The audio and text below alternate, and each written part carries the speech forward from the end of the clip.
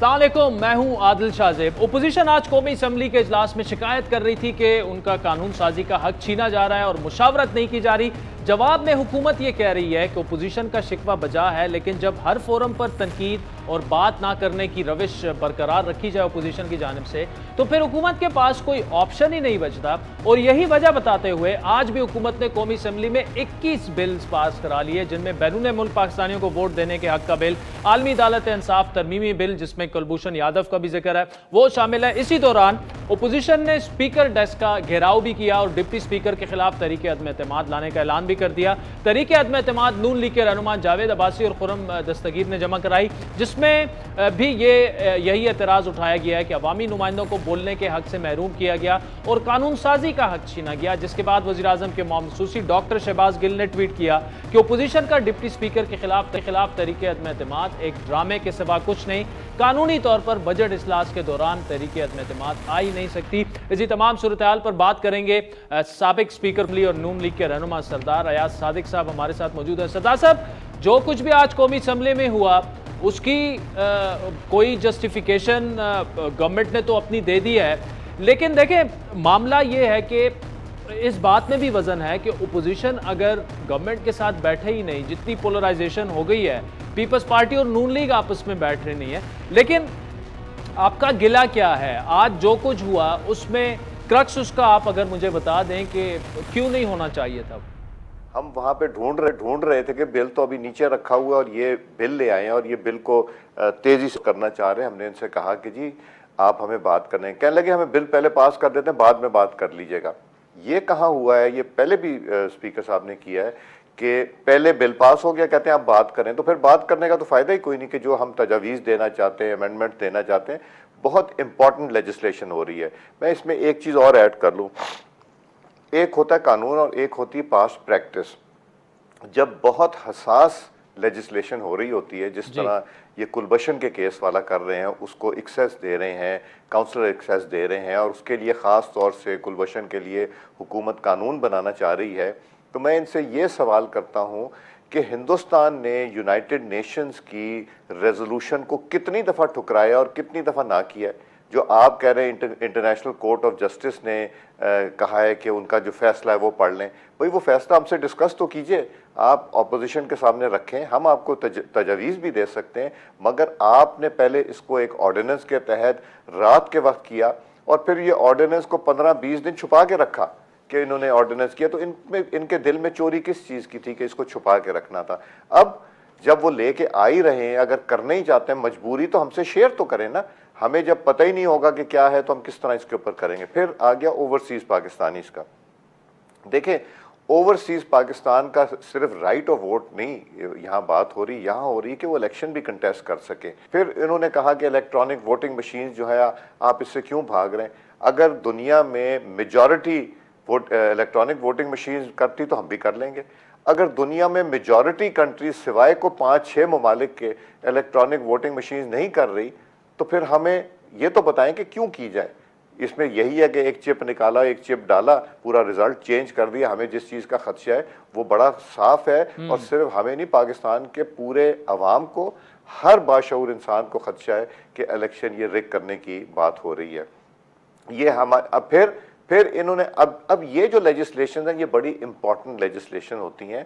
हमने पिछली दफ़ा जो हमारे एक्सपर्ट्स थे उनको कहा कि जी पार्लियामेंट्री कमेटी बनाए, नेशनल असेंबली और सेनेट की जॉइंट इलेक्टोरल रिफॉर्म पे कमेटी बनी थी, 117 उसकी मीटिंग्स हुई थी। उसमें पीटीआई आखिरी दिनों में वो हो गई कि नहीं हमने नहीं करना। जिन चीज़ों पे कंसेंसस हुआ था उन चीज़ों पे भी बाद में मुकर गए।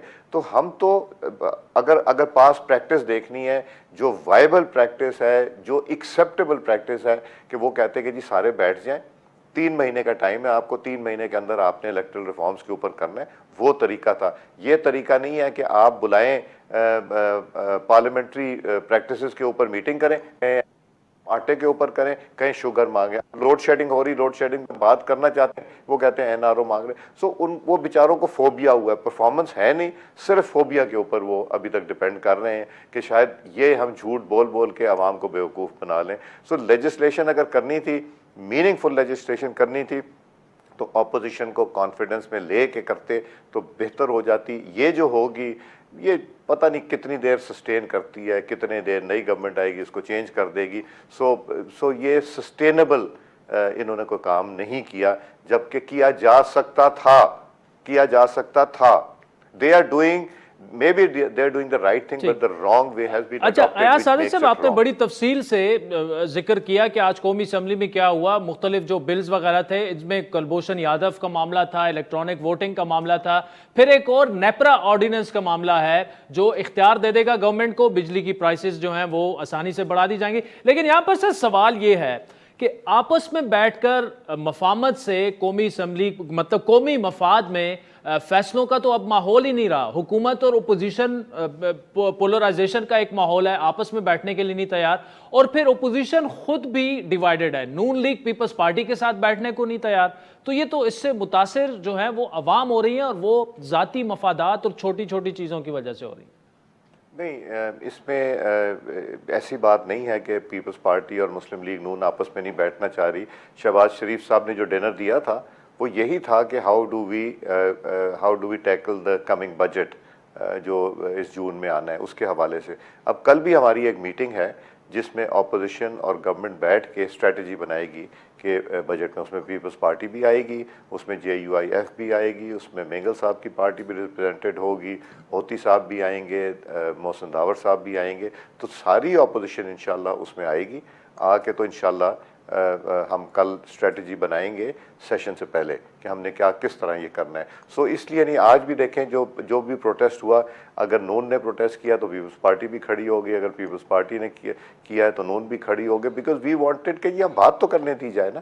آپ بل پاس جو کرنا چاہ رہے ہیں, بات کیے بغیر بل اگر پاس کریں گے تو پھر وہ 50% کا مشورہ ہوگا اور باقی 50% کو نگلیکٹ. ایون جنہوں نے ڈسینٹنگ نوٹ دیے تھے ان کو بات نہیں کرنے دی گئی, جنہوں نے لکھ کے کمیٹیز میں دیے ہوئے. کل یہ جو آپ جوائنٹ اسٹریٹجی کی بات کر رہے ہیں تو کیا ہوگی, جس طرح گیلانی صاحب سینٹ کے الیکشن جیتے اسی طرح کوئی اس کا امکان ہے کہ بجٹ مسترد ہو جائے؟ اپوزیشن کے علاوہ جو ہیں کیا آپ حکومتی اتحادیوں سے جو ناراض ہیں رابطوں میں ہیں؟ جی, ہم کم از کم میں اپنی بات کر سکتا ہوں, مجھے پولیٹیکل اس کے حوالے سے نہیں. میں PTI کے بہت سے ممبران سے رابطے میں ہوں اور ان کے ایلائز کے ساتھ بھی, not necessarily on the issue of کہ بجٹ کو فیل کیا جائے, مگر ایک جو تعلق ہوتا ہے اس کی وجہ سے ہمارا رابطہ بھی ہے, واسطہ بھی ہے, تعلق بھی ہے, تو وہ تو رہے گا. اور پھر اس کو کسی وقت کنورٹ اگر کرنا ہوگا تو اللہ تعالیٰ نے مہربانی کی تو شاید کوئی ایسا ہی ہو جائے. بٹ ہم پاکستان کی بہتری چاہتے ہیں. ہم یہ چاہتے ہیں کہ جو بھی لیجسلیشن ہو, جو بھی کام ہو, اس میں اگر پاکستان کی بہتری ہے. شہباز شریف صاحب کی پہلی تقریر میں انہوں نے یہی کہا تھا کہ میں اکانومی کے اوپر بات کرنا چاہتا ہوں. تو اس وقت کے ایرسٹوٹل نے, اسد عمر صاحب نے یہ کہا تھا کہ نہیں, آپ جائیں کمیٹیوں میں جائیں, جا کے وہاں بات کریں, ہمیں پتہ ہے کہ ہمیں کیا کرنا ہے. اور اس کا کیا ہوا, انہوں نے اپنے اوپر مسلط کر لیا. وہ 8-10 مہینے فیصلے ہی نہیں کر سکے اور ان کو نکال دیا گیا وہاں سے. یہ وہی صاحب تھے جو کہتے تھے کہ اگر حلقے میں تبدیلی نہ لا سکا 1 سال کے بعد تو چلا جاؤ. تو ان کے لیے جھوٹ بولنا یا غلط بیانی کرنا, اس کے بعد شرمندہ ہونا, ایسی نامی کوئی چیز نہیں ہے.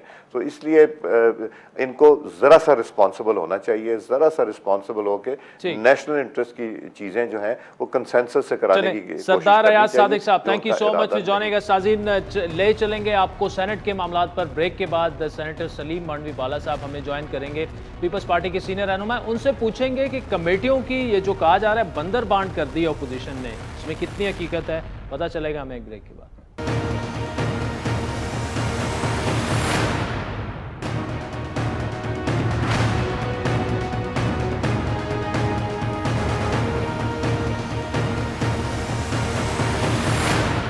ویلکم بیک ناظرین.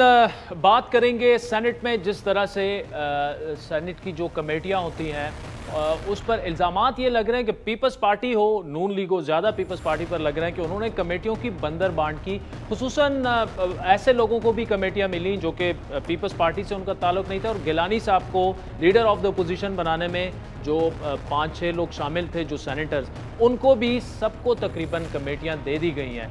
ان الزامات پر بات کریں گے. سینیٹر سلیم مانڈوی والا صاحب ہمارے ساتھ موجود ہیں. سر, یہ بتائیے گا جس طرح سے تقسیم ہوئی ہیں کمیٹیاں, बहुत बड़ा एतराज़ है, चाहे आप हो, नून लीग हो, मतलब किसी पार्टी की अगर 3 सेनेटर्स हों तो उन्हीं को कमेटी दी जानी चाहिए, यही तकरीबन अभी तक कवायद व ज़वाबित रहे हैं, लेकिन आप लोगों ने एक एक सेनेटर को भी कमेटी दे दी है।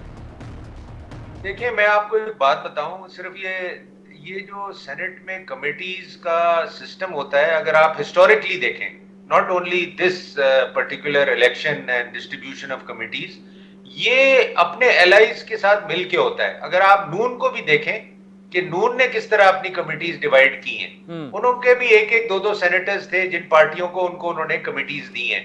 तो जो भी आपके एलाइज होंगे आपके साथ, वो आपसे ये डिमांड करेंगे और आपको as a bigger party you have to compromise. Last 3 साल पहले भी तो था, हमारे पास यही 6-7 कमिटीज थी, although we were at the same number, we should have had much 12 committees, but we had to compromise and give to other members जो हमारे साथ एलाइज थे। लास्ट टाइम भी जमात इस्लामी के 2 मेंबर थे, हमने एक कमेटी उनको दी। तो मैं ये जो अरेंजमेंट होता है ना between parties, it is something of an understanding कि उसके बाद हम डिसाइड करते हैं कि जी ये लोग हमारे साथ आ रहे हैं, दे आर ज्वाइनिंग अस, उनकी ये डिमांड्स होंगी, so you can call it नहीं सर, देखिए यहाँ पर सवाल ये है कि नून लीग ने भी यही किया, आपने भी यही किया। अगर आप लोग अपनी आसानियां पैदा करने के लिए सियासी जमातें ऐसे करेंगे तो मतलब अवाम की फलाह बहबूद या इंटरेस्ट का ख्याल कौन रखेगा? देखिए, ह्यूमन राइट्स कमेटी आपसे होती हुई नून लीग के पास गई, नून लीग से होते हुए गवर्नमेंट के पास पहुंच गई। अब गवर्नमेंट खुद को ह्यूमन राइट्स पे कैसे अकाउंटेबल ठहरा सकती है? इसी तरह लॉ एंड जस्टिस कमेटी, दाखिला की कमेटी, ये सारी चली गई हैं गवर्नमेंट के पास। 2-3 लोगों ने फैसले कर लिए। गवर्नमेंट और ऑपोजिशन में होती है और 2-3 लोगों का बात नहीं होती, it's an overall government agrees with. देखिए, पहले जो डिसीजन होता है वो बिटवीन गवर्नमेंट एंड ऑपोजिशन होता है, वो कमिटीज हमारी डिस्ट्रीब्यूट होती हैं, उसके बाद फिर ऑपोजिशन विद इन डिस्ट्रीब्यूशन करती है और सेटलमेंट करती है। अगर आप गवर्नमेंट को भी देखें तो गवर्नमेंट ने भी अपनी एलाइज को ज्यादा कमिटीज दी हैं अपने लोगों से। तो ये तो जो भी आपके एलाइज होंगे और जो भी आपके साथ आएंगे वो ये डिमांड्स करेंगे और आपको उनको अकोमोडेट करना पड़ेगा। ज्वाइंट यू, चाहे गवर्नमेंट के एलाइज हो, एमक्यूएम ने उनको ज्वाइन किया, उन्होंने कमिटीज ली, दूसरी पार्टीज ने उनको ज्वाइन किया, जिन जिन पार्टियों ने, बाप पार्टी ने उनको ज्वाइन किया, बाप पार्टी ने उनसे ली। तो what I am trying to say is कि ये कोई नई बात नहीं है। आई डोंट नो इस दफा क्यों लोगों को इतनी नई लग रही है। बाकी ये अनयूजुअल चीज हुई है जो आप ह्यूमन राइट्स की बात कर रहे हैं, ये जरूर पहली दफा हुआ है और ये एक्चुअली एक सेटलमेंट हुआ है नून और गवर्नमेंट के बीच में, सेनेटर्स के बीच में, कि उन्होंने, जिनके पास ह्यूमन राइट्स थी उन्होंने डिफेंस ले ली और जिनके पास डिफेंस थी उनको ह्यूमन राइट्स दे दी। तो ये एक again after giving the committees ये एक सेटलमेंट हुआ है विच इज अनयूजुअल। ये पहले मैंने नहीं देखा, मगर जो बाकी डिस्ट्रीब्यूशन हुई है नहीं सर, एक और भी अनयूजुअल चीज हुई है। जिन 4 सेनेटर्स ने गिलानी साहब को लीडर ऑफ द अपोजिशन बनवाया है, जिनमें दिलावर खान है, कऊदा बाबर है, नसीबुल्लाह बाज़ई हैं, एक और सेनेटर हैं, आपने उठाकर उनको भी कमेटियां दे दी हैं, तो उनको इसका मतलब कि इनाम दिया गया है ना? देखिए, अगर आप ये समझते हैं हमने इनाम के तौर पे दे दिए, तो नून ने भी जो उनके एलाइज उनके साथ गए, मौलाना गए, पीके मैप गई, नेशनल पार्टी गई, उन्होंने उनको इनाम दे दिया। सर, इनाम वो दें, आप दें, इनाम है और वो गलत है। Whenever you are doing parliamentary politics, these things are very common. चाहे हमारे मुल्क में सिर्फ नहीं, आप किसी भी मुल्क के इलेक्शन में इंटर पार्लियामेंट्री आप देख लें, जो भी सेटलमेंट्स होती हैं वो इसी टाइप की होती हैं।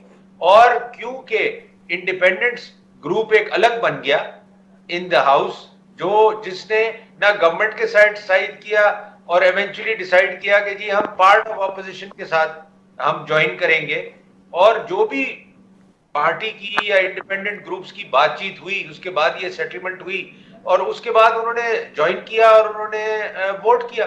तो मैं ये समझता हूं कि ये this is all part of parliamentary politics. मतलब इसमें कोई, आप अमेरिका में भी देखें डेमोक्रेट्स और रिपब्लिकन्स क्या करते हैं, आप लेबर पार्टी देखें यूके में, आप दूसरे मुल्कों की एग्जांपल्स लें, जहां जहां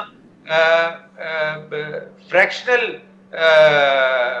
मेंबरशिप होती है और जहां जहां मेजॉरिटी नहीं होती किसी पार्टी की, सर वहाँ सर यही चीजें अमेरिका होती में कभी भी रिपब्लिकन ने उठकर डेमोक्रेट का ऐसे उम्मीदवार इलेक्ट नहीं करवाया जिस तरह गिलानी साहब ने किया। और दूसरा, अगर आपने यूके की बात की, लेबर पार्टी ने कभी कंजर्वेटिव के साथ ऐसा नहीं किया। ये जो इनाम और बंदर बांट की सियासत है, ये सिर्फ पाकिस्तान में ही होती है। नहीं नहीं आदिल साहब, बिल्कुल दिया है। कितनी दफा डेमोक्रेट्स ने रिपब्लिकन को सपोर्ट किया है, उनके बिल्स को सपोर्ट सर, किया है। बिल्स अलग चीज है ना। कितनी दफा रिपब्लिकन ने डेमोक्रेट को वाइस वर्सा हुआ है। ये तो मतलब मैं नहीं समझता कि ये कोई ऐसी बात है। ये थोड़ी आप इस दफा आपको थोड़ी अनहोनी इसलिए लग रही है कि ये लास्ट मिनट जो नेगोशिएशंस हुई between parties and this group came up which was not there, which was not very evident, I should say, in the beginning. And later on they came up and they said, why don't we make our own group and get benefit out of that? And चलें, that's exactly senator Saleem Mandviwalla sahab, thank you so much for joining us. आज़ीन, वक्त तो चाहता है एक break का, जिसके बाद कल बजट पेश हो रहा है। हफीज़ पाशा साहब हमें ज्वाइन करेंगे, उनसे पूछेंगे कि गवर्नमेंट क्या एक्सपेक्ट कर सकते हैं, हम गरीब आवाम को रिलीफ मिलेगा या मुश्किल लग रहा है इस बजट में।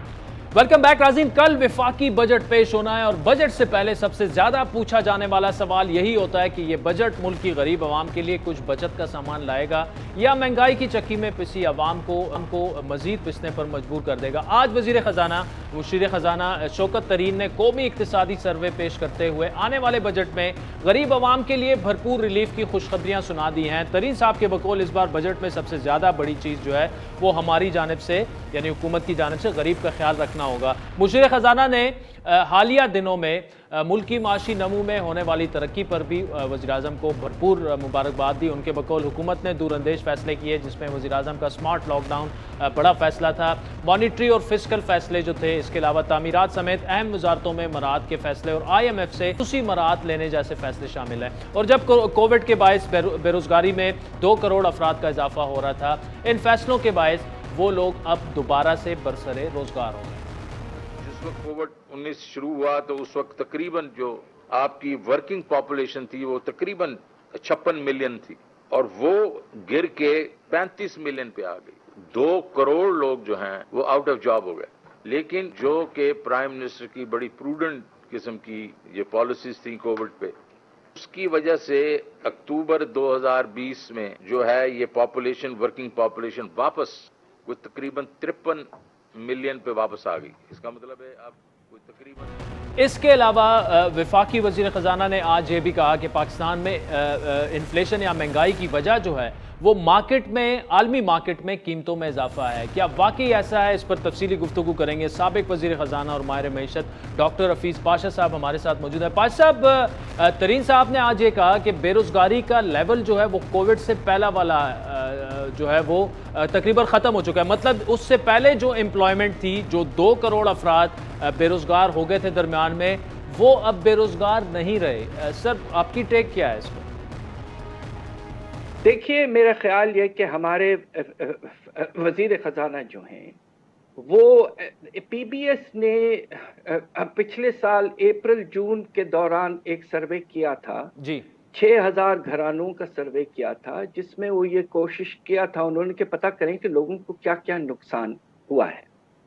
उसमें यकीनन ये बात आई थी कि तकरीबन 2 करोड़ 30 लाख लोग मुतासिर हुए हैं। या तो उनकी रोज़ी में कमी आई है, आमदनी में, जिस तरह के जो आपके दिहाड़ी पे काम करते हैं लोग, या कुछ लोग उसमें से बेरोजगार हो गए, ले ऑफ हो गए। अब सवाल ये पैदा होता है कि ये कुछ अरसे तक ये क्या कायम रहा है। हमारा अंदाज़ा ये है कि जो बेरोजगार हुए और वापस नहीं जा सके जून जुलाई तक पिछले साल, वो तकरीबन 50 लाख हैं। अच्छा। और हमारा अंदाज़ा ये है कि इस साल अगर शरह नमू वाकई हमारी 4% तक पहुंच जाती है तो अल्लाह के फजल से तकरीबन 30 लाख लोग वापस जा चुके होंगे अपनी नौकरियों के पास। वापस जा चुके होंगे। तो अभी भी हमारा अंदाजा ये है कि 20 लाख लोग बेचारे बेरोजगार हैं और परेशान यकीनन बहुत होंगे, इसलिए कि बेरोजगारी के साथ कीमतों में भी बेतहाशा इजाफा। अच्छा डॉक्टर साहब ये बताइएगा, आज वजीर खजाना साहब ने यह भी कहा कि इन्फ्लेशन या महंगाई जो है उसकी वजह आलमी मार्केट में जो कीमतें बढ़ी हैं वो है, इस पर आप क्या कहेंगे सर? मुझे अफसोस से कहना पड़ता है कि इस बात पर मैं बिल्कुल मुत्तफिक नहीं हूं। हुआ ये है कि यकीनन आप ये देखिए कि जो कीमतों का उन्होंने इजाफा बताया है, एक एग्जांपल ले लें आप जी। उन्होंने ये कहा कि बाहर से जो हम चीनी इंपोर्ट करते हैं उसमें 58 यानी कि 58% का इजाफा हुआ है, मगर आप पाकिस्तान ब्यूरो ऑफ स्टैटिस्टिक्स के जो आदाद शुमार होते हैं, एक्सटर्नल ट्रेड स्टैटिस्टिक्स, उसमें वो कीमतें भी देते हैं और क्वांटिटी भी देते हैं और इंपोर्ट पे कितना खर्चा हुआ वो भी बताते हैं। तो हमने जब देखा जुलाई से लेकर अप्रैल तक, तो आपके चीनी की कीमतों में अप्रैल के महीने में सिर्फ 8% इजाफा है, जबकि मार्केट में आटे की कीमत जो है, चीनी की कीमत जो है 25% तक बढ़ चुकी है। दूसरी तरफ जो आपने जिक्र किया है हमारे फाइनेंस मिनिस्टर साहब ने कि आटे की कीमत, वीट इंपोर्ट, पूरे साल की वीट की इंपोर्ट अगर हम पाकिस्तान ब्यूरो ऑफ स्टैटिस्टिक्स के आदाद शुमार को देखें तो फी मन जो कॉस्ट आई है, लैंडेड कॉस्ट, वो 1750 के करीब है, सपोर्ट प्राइस, जबकि हमारा अपना प्रोक्योरमेंट प्राइस जो है पंजाब का 1800 है और सिंध का 2000 है। तो इंपोर्ट की कीमत ज्यादा नहीं है। और एक और बात कहते चलूं कि जो इंपोर्ट हैं वो हमारे खाने पीने के खर्चों का सिर्फ 10% है। तो बहुत सी ऐसी चीजें हैं जिनका ताल्लुक हमारे अपने कौमी पैदावार से है। अब आप ये मुझे बताइए कि क्या आप ये कह सकते हैं कि मुर्गी की कीमत जो 56% बढ़ी है वो बाहर की वजह से? क्या आप ये कह सकते हैं कि अंडों की कीमत जो है वो 40% बढ़ी है वो बाहर की वजह से है? क्या आप ये कह सकते हैं कि सब्जियों की कीमत जो है वो काफी बढ़ी है 20% तक, क्या वो बाहर की वजह से है? नहीं, ऐसा नहीं है। ये एक नई चीज पेश की गई है और मेरी गुजारिश ये है विद ऑल ड्यू रिस्पेक्ट्स कि ये थ्योरी मैं नहीं समझता कि पाकिस्तान के कॉन्टेक्स्ट में ये वैलिड है। चलें, डॉक्टर हफीज पाशा साहब, थैंक यू सो मच जाने का। साजिन वक्त तो चाहता है एक ब्रेक का, जिसके बाद मामला खसूसी बराए सेट डॉक्टर फैसल सुल्तान साहब हमें ज्वाइन करेंगे, कोविड वैक्सीनेशन की बात करेंगे हमारे साथ।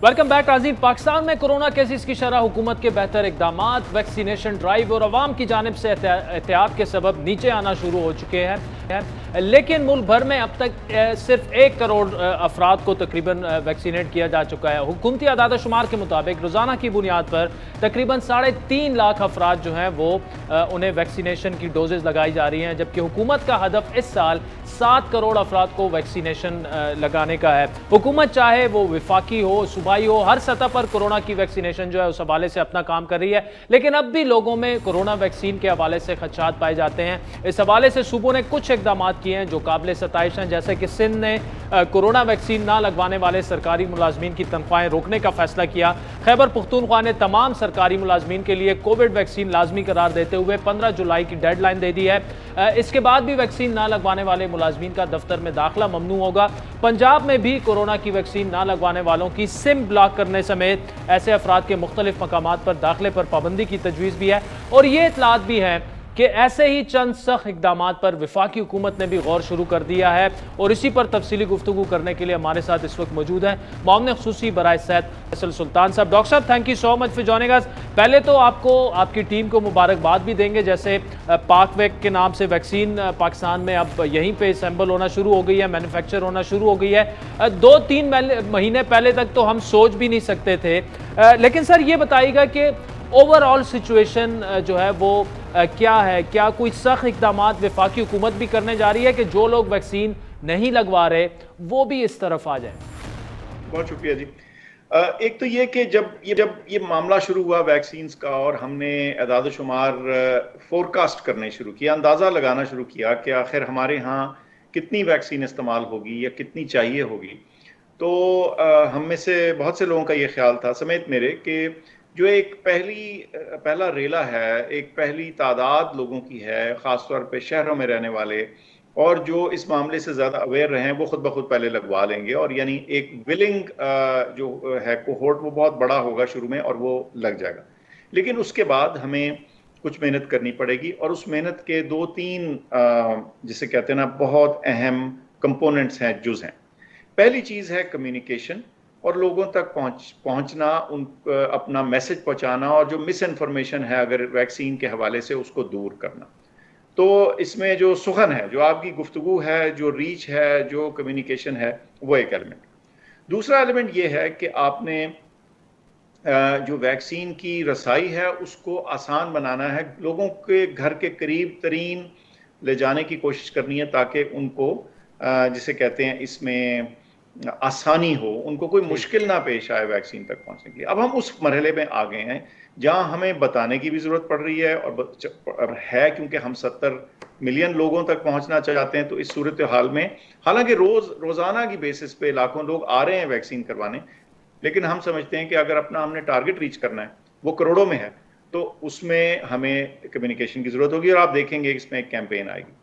دوسرا، جیسے میں بتایا، جو ڈسٹریبیوشن سسٹم ہے کہ ہم نے لاسٹ مائل تک پہنچنا ہے۔ اچھا، تیسری چیز جو ہے وہ ایک سسٹم آف انکریجمنٹ میں بولوں گا، جسے کہتے ہیں سزا یا سختی سے شاید زیادہ اہم ہوتا ہے کہ کوئی انسینٹیو ہو، کوئی یاد دہانی ہو، کوئی آسانیاں ہوں، جو لوگ ویکسین کروا لیں ان کے لیے کچھ تھوڑی سی چیز آسان ہو جائے، یا ان کو کوئی ایڈوانٹیج مل جائے یہ۔ اور پھر کبھی کبھار آپ کو تھوڑا سا ذرا جسے کہتے ہیں نا زیادہ سخت لفظ بھی یوز کرنا پڑتا ہے، لیکن میں سمجھتا ہوں کہ اگر ہم اپنے بڑے employers, large state owned enterprises, بڑے پرائیویٹ امپلائرز اور انڈسٹریز جو ہیں، یعنی جو ویریس سیکٹرز ہیں، چیمبرز آف کامرس ہیں، ان سب کے ساتھ پارٹنر کر کے اور آگے چلیں، اور ہم وہ سب کر رہے ہیں، تو انشاءاللہ وہ ٹارگٹ۔ اچھا ڈاکٹر صاحب، ویکسینیشن کی طرف آئے، جو ویکسینیشن ہم یہاں پر جو ویکسین مینوفیکچر ہو رہی ہے، تو کیا طریقہ کار کیا تھا، کیا ٹرائل اس کے کہاں پر ہوئے، اور ڈریپ کی کیا وہ ہیں میجرز کیا ہیں سیفٹی کے، کس طرح سے اپروول اس ویکسینیشن کی دی جاتی ہے؟ صحیح جی، سب سے پہلے تو یہ کہ یہ وہ ویکسین ہے جو کینسائنو ہے، جو چین میں تیار ہوئی اوریجنلی، اور اس کا جو ٹرائل ہے، اور اس کا جو پیوٹل ٹرائل تھا، یعنی جس کی بیسس کے اوپر اس کا جو گلوبل ڈیٹا ہے وہ شیئر ہو رہا ہے، وہ پاکستان میں کنڈکٹ ہوا۔ تو یہ بہت اچھی چیز ہوئی، اس کے 2-3 فائدے ہوئے۔ ایک تو یہ ہوا کہ ویکسین کی افادیت واضح ہو گئی۔ ٹھیک۔ دوسرا فائدہ یہ ہوا کہ ہماری جو کوآپریشن تھی چائنا کے ساتھ اس معاملے میں، وہ آگے بڑھی، جس نے راستہ صاف کیا، کھولا، ہموار کیا فردر اس کی پروڈکشن والی جو سائڈ ہے اس کے اوپر۔ اور تیسری بات یہ کہ پاکستان کے اندر بھی اس طرح کا کلینکل ٹرائل کرنے کی جو کیپیبلٹی ہے اس میں اضافہ ہوا، تو یہ ہمارے لیے بالکل ون سچویشن تھی۔ اب اس کا جو اگلا ایک منطقی اگلا قدم تھا وہ یہ کہ ہم نے ویکسین کے ٹرائل میں تو حصہ لے لیا، تو ہمارے NIH نے، قومی ادارہ صحت نے، پھر فردر ان کے ساتھ بات کی، اور اس وقت شروع میں بھی بات ہوئی ٹرائل ہونے سے پہلے بھی، کہ کیا اس کی پروڈکشن کا کچھ حصہ پاکستان میں ممکن ہوگا، کیونکہ ہمارے پاس فیسلٹیز موجود ہیں جن کو استعمال کیا جا سکے اس کے لیے۔ تو انہوں نے کہا کہ یہ بالکل ہوگا۔ تو پھر فیصلہ یہ ہوا کہ یہ ویکسین کانسنٹریٹ کی صورت میں پاکستان میں آئے گی، تو کانسنٹریٹ نیچرلی بلک میں زیادہ آپ لا سکتے ہیں، ایک بات، اور اس کو پھر جب آپ اور وہ تو آپ کو سستا بھی پڑتا ہے، اور پھر آپ کی اپنی کیپیبلٹی بھی پھر بلڈ ہوتی ہے، جیسے ریسرچ میں بلڈ ہوئی اب پروڈکشن میں۔ تو یہ صرف کچھ لوگ کئی دفعہ اس کو کہتے ہیں کہ بس یہ تو جی کانسنٹریٹ آیا، آپ نے اس میں پانی ڈالا اور پورا کر دیا، تو یہ تو کچھ اتنی بڑی بات نہیں، ایسے نہیں ہے. جب آپ کانسنٹریٹ سے ویکسین کو پورا فنش فارم میں لاتے ہیں تو اس کے بڑے کچھ نازک مراحل ہیں جس میں آپ نے انشور کرنا ہے کہ اس کی پی ایچ، اس کی اسٹیبلٹی، اس کے اندر جو اویلیبل اینٹیجن ہے وہ کریکٹ مقدار میں ہے، اس میں کوئی جراثیم یا انفیکشنز یا دیگر اچھا ڈاکٹر صاحب، سائنوفارم کی اگر بات کی جائے، WHO نے بھی اسے اپروو کر دیا ہے، تو پاکستان میں بھی بڑے پیمانے پر سائنوفارم کا استعمال ہوا، سائیڈ ایفیکٹس ایز سچ جو ہے سامنے نہیں آئے، تو اس کی کیا مینوفیکچرنگ کے کوئی وہ ہیں کہ اس کو بھی یہاں سے شروع کر دیا جائے پاکستان سے؟ کیا کوئی بات چیت، کوئی اس میں انٹرسٹڈ ہے پرائیویٹ سیکٹر میں اسپیشلی؟ اب آتے ہیں سائنوفارم کی طرف. سائنوفارم کی ابھی تک پاکستان میں کوئی پروڈکشن نہیں ہوئی، لیکن اتنا آپ کو بتا سکتا ہوں کہ مختلف اینٹیٹیز جو ہیں انہوں نے کچھ کوشش کی ہے اس سلسلے میں کہ اگر اس کی پروڈکشن بھی پاکستان میں آ جائے، لیکن اس کے بارے میں کوئی واضح چیز آپ کو بتانا بالکل غیر ذمہ دار اور قبل از وقت ہوگا. اگر ہوگی اور اگر وہ مرحلہ آتا ہے تو ضرور آپ سے شیئر کریں گے. لیکن آپ کی بات درست ہے کہ جتنی زیادہ ویکسینز پاکستان میں بن سکیں، اور میں کووڈ کی صرف ذکر نہیں کر رہا، کووڈ تو چلیں یہ کبھی وبا ہے، اللہ کرے گا یہ گزر جائے گی، لیکن ہم نے دوسری بیماریاں بھی موجود ہیں جن سے بچاؤ کے لیے ہم حفاظتی ٹیکے دنیا بھر سے خریدتے ہیں یا امپورٹ کرتے ہیں اور لاتے ہیں. تو ہمیں یہ سیلف ریلائنس چاہیے ویکسینز کے لیے، اور اس کے لیے ایک اسپیشل ایفرٹ درکار ہے جو اب اس وقت ہو رہی ہے. جو نیا قومی ادارہ صحت ہم نے بنایا ہے، ایگزسٹنگ کو ریڈو کیا ہے، اس کے اندر اضافی کیپیبلٹیز ڈالنے کی کوشش کر رہے ہیں.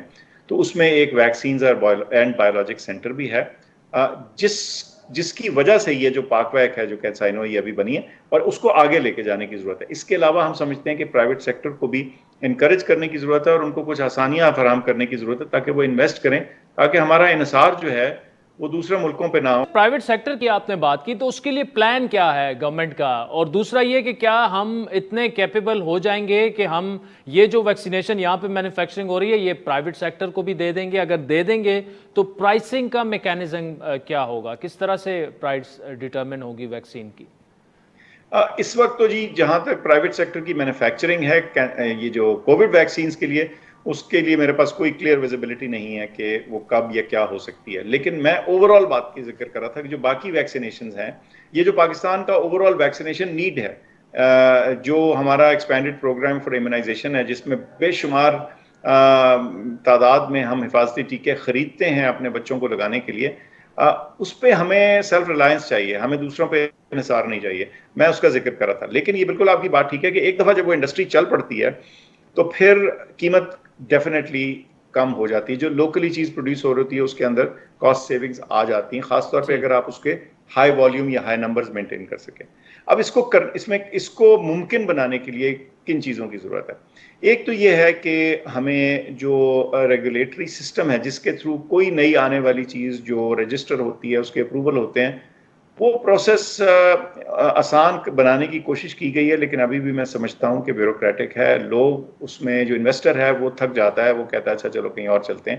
تو اس کی آسانی ہم نے کریٹ کرنی ہے کہ پاکستان میں انویسٹمنٹ آئے، پاکستان میں یہ قابلیت بھی آئے، ڈالرز بھی آئے، اور ہمارے جو ہم امپورٹ کرتے ہوئے پھر ڈالرز خرچتے ہیں وہ بھی بچیں گے. تو ہر طرف سے یہ جیسے کہتے ہیں نا، ہمارے لیے بہترین سچویشن ہوگی اگر ہم دوائیاں اور ویکسین زیادہ تر پاکستان کے اندر مینوفیکچر کریں، اور نہ صرف یہ فارمولیٹ اور فنش کریں جیسے یہ ابھی کینسائنو کا ہو رہا ہے، بلکہ ہم شروع سے اس کے ایکٹیو انگریڈینٹ سے لے کر، یعنی اسکریچ سے لے کر اگر ہم بنائیں تو سب سے فائدہ. اچھا ڈاکٹر صاحب یہ بتائیے گا کہ اس سال کتنے مزید پاکستانیوں کو ویکسینیٹ کرنے کا ٹارگٹ ہے؟ اور دوسرا یہ کہ کچھ ممالک ایسے ہیں جس طرح یو کے ہے، پاکستان کو ریڈ لسٹ میں ڈالا گیا ہے، تو کب تک ہم اتنے یہاں پر ہماری ویکسینیشن جو ہے وہ اتنی ہو جائے گی کہ یہ ممالک ہمیں اپنی لسٹوں سے ہٹا دیں؟ کیونکہ دیکھیں اکانومی پہ بھی اس کا امپیکٹ ہوتا ہے، امپورٹ ایکسپورٹ، لوگوں کو باہر جانا ہوتا ہے. تو اوور ٹو یو ڈاکٹر صاحب.